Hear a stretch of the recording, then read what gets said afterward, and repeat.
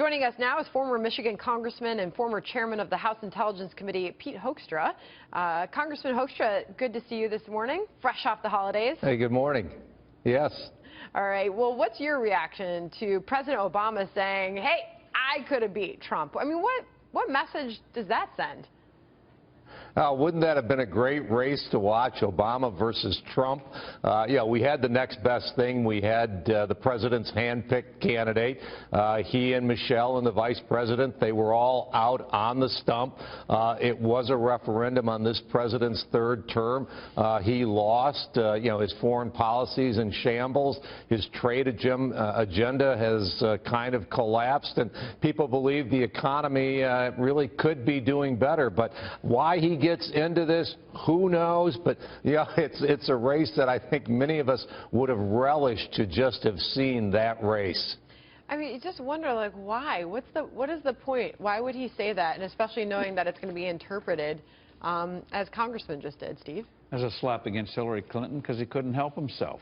Her defeat is seen as a repudiation of Barack Obama. Barack Obama is in effect saying, oh no, she was just a lousy candidate. I could have won this thing. Bill Clinton did the same thing in 2000 after Al Gore lost.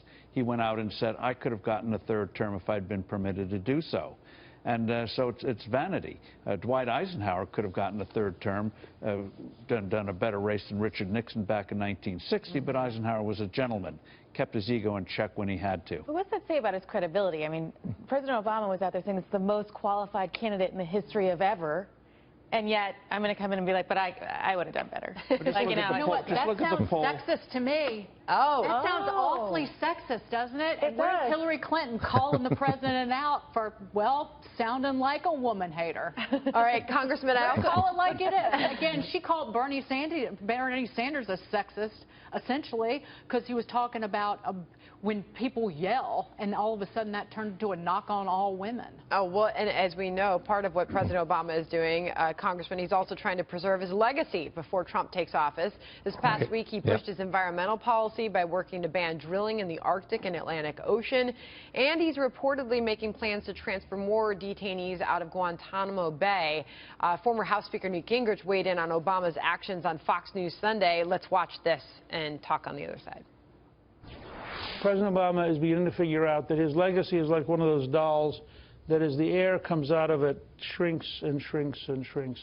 And that 60 or 70% of his legacy is executive orders, almost all of which will be repudiated by Trump. And he's in this desperate frenzy. What he's actually doing is he's setting up a whole series of things to distract Trump, which will make his liberal allies feel good about Democrats and hate Republicans when Trump rolls them all back.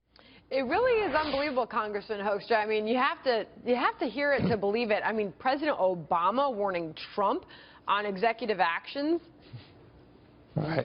That's right. I mean, one of the things that this president has never learned to do, he's never learned the art of a deal, and that's why he went with executive orders. Many of these will be rolled back within the first 24 to 48 hours of the Trump presidencies. Others are more ingrained, and they're going to be more difficult to get out of being in effect, some of the rules and regulations that he's put in place, but they eventually will be gone, and some will have a lasting impact. You know, it's not only the regulatory stuff.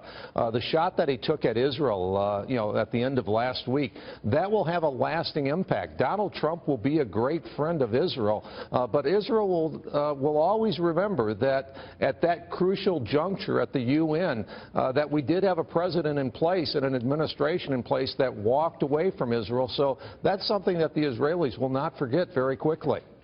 Unbelievable. I mean, he was obviously always in his legal authority to issue these executive orders, right. But it just seems like he's really going out on a limb making this recommendation to Donald Trump, right, Steve?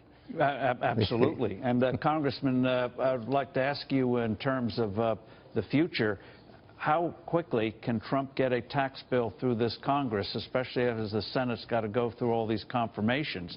How quickly can this stuff be done on Obamacare, and especially a big tax cut?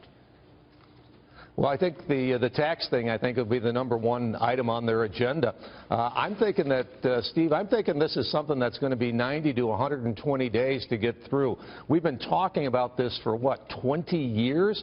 But I think Donald Trump is going to go to Congress, and he will start tweeting out if Congress is holding it up. He'll start pointing out names and people that are holding it up.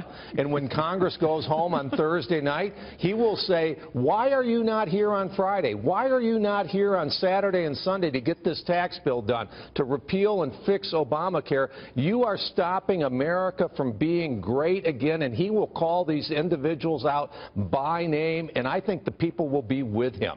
Constituents of XYZ congressman, you're not getting a pay cut because you're representative in your work. And it's so funny because all throughout the election, Hillary Clinton was saying, you want a bully to go down to Washington, D.C., and then we're like, yeah, I want somebody who's going to call these people out and say this is ridiculous. Enough's enough already. I think people are going to love that.